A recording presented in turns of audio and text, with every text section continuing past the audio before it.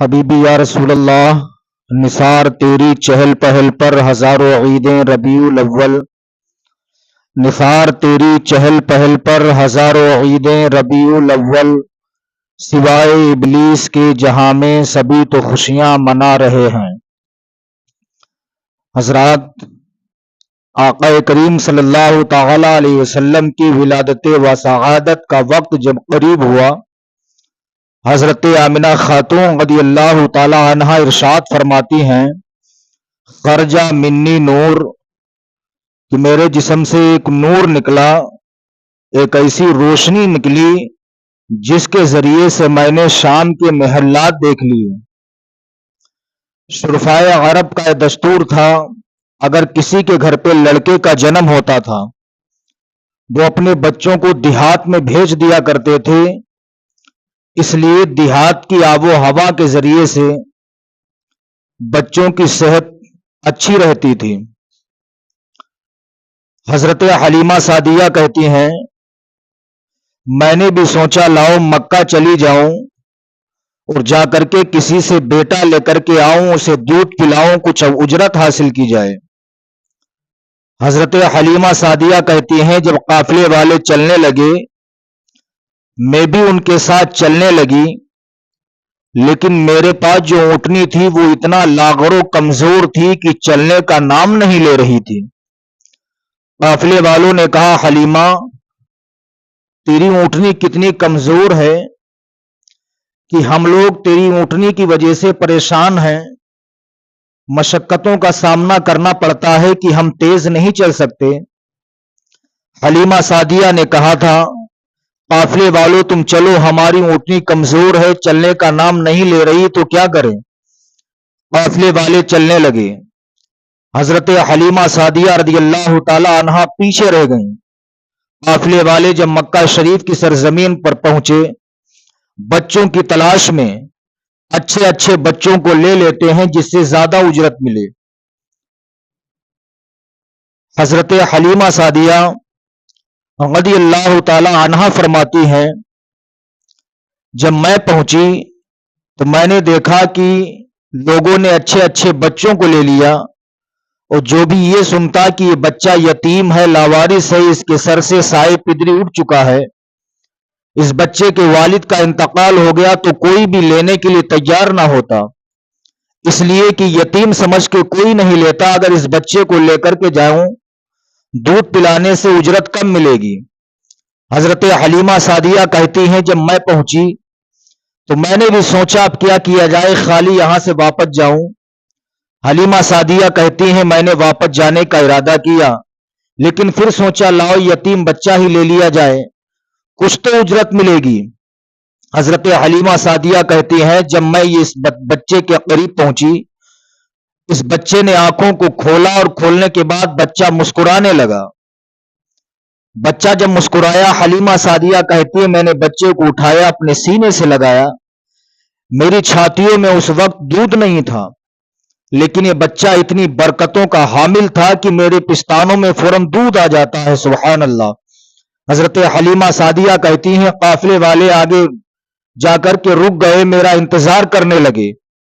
حلیمہ سعدیہ کہتی ہیں، میں نے یتیم بچہ لیا اور لے کر کے اپنی سواری پر جب بیٹھی تو میری اونٹنی اتنی تیز چلنے لگی، اتنی تیز چلنے لگی کہ چند منٹوں میں قافلے سے جا کر کے جا ملی۔ پھر قافلے کے ساتھ چلنا شروع کیا۔ پہلے میری اونٹنی چلنے کا نام نہیں لے رہی تھی، لیکن اب رکنے کا نام نہیں لے رہی ہے۔ قافلے والوں نے پوچھا تھا، اے حلیمہ کیا تو نے اونٹنی بدل دی ہے؟ حضرت حلیمہ سعدیہ نے کہا تھا، قافلے والوں سنو، میں نے اونٹنی نہیں بدلی ہے، البتہ سوار بڑھ گیا ہے، سبحان اللہ۔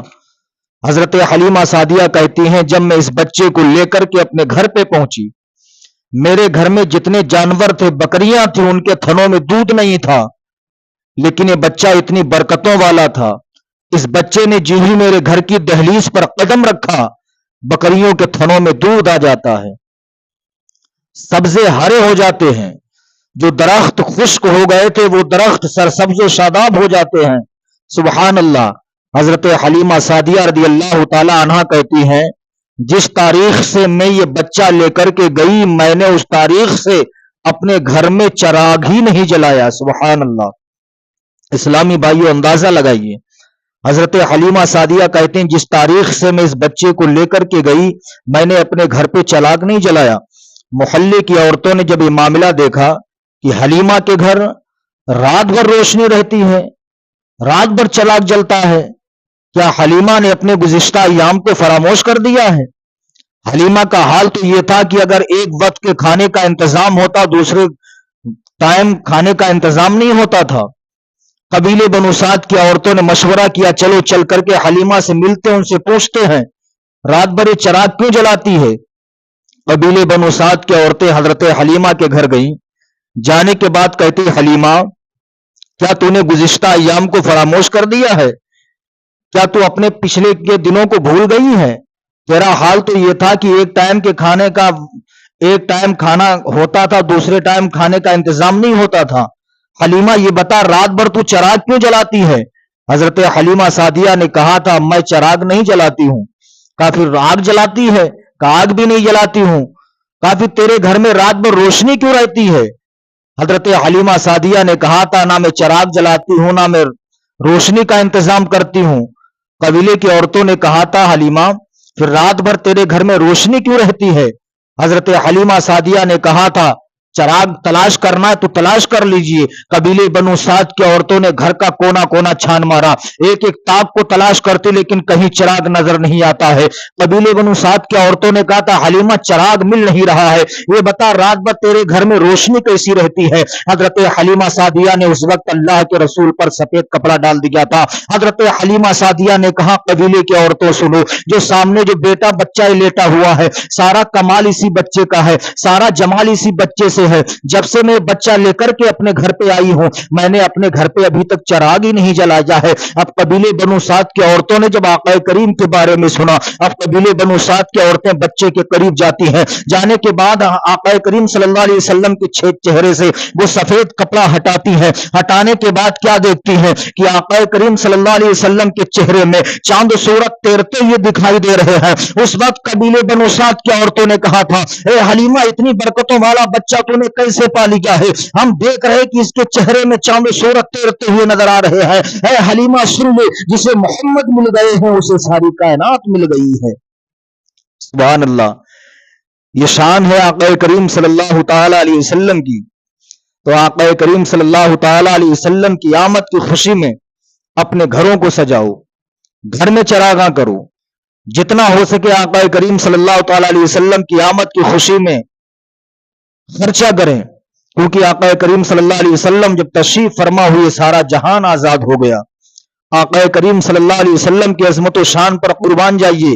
حضرت آمنہ خاتون فرماتی ہیں جب یہ چھوٹا سا بچہ آقا کریم صلی اللہ علیہ وسلم کی والد ماجدہ فرماتی ہیں جب میرا لخت جگر میرے پیٹ میں آیا، اگر میں کنویں کے پاس جاتی تھی پانی کی لینے کے لیے تو میں اپنے ہاتھ میں کبھی رسی اور ڈول لے کر کے نہیں گئی۔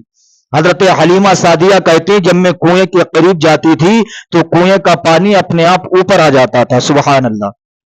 فرماتی ہیں کنویں کا پانی فوراً اوپر آ جاتا تھا اور میں جتنی دیر تک کنویں کے پاس کھڑی رہتی تھی پانی وہیں پر ٹھہرا رہتا تھا۔ حضرت آمنہ خاتون فرماتی میں پانی بھرتی تھی، دوسری عورتیں بھی پانی بھر لیا کرتی تھی۔ سبحان اللہ۔ یہ شان میرے آقا کریم صلی اللہ علیہ وسلم کی ہے کہ اپنی ماں کے شکم میں ہے، اپنے ماں کے شکم میں ہے، پھر بھی اپنے ماں کے شکم میں ہے، اگر کنویں کے قریب آپ کی والدہ چلی جاتی ہے تو کنویں کا پانی باہر آ جاتا ہے۔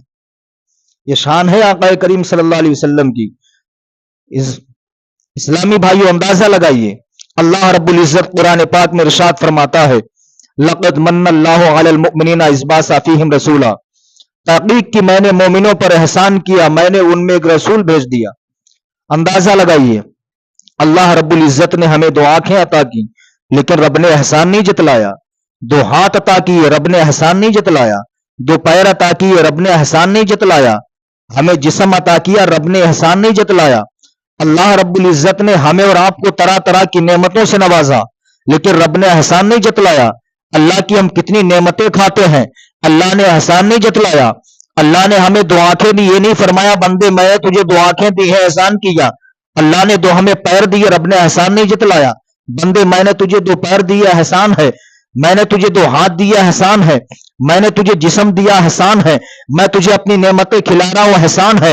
رب نے کبھی بھی احسان نہیں جتلایا، لیکن جب اپنا پیارا محبوب دنیا میں بھیجا تو رب نے اعلان کر دیا لقد من اللہ علی المؤمنین اذ بعث فیہم رسولا، تحقیق کہ میں نے مومنوں پر احسان کیا، میں نے ان میں ایک رسول بھیج دیا۔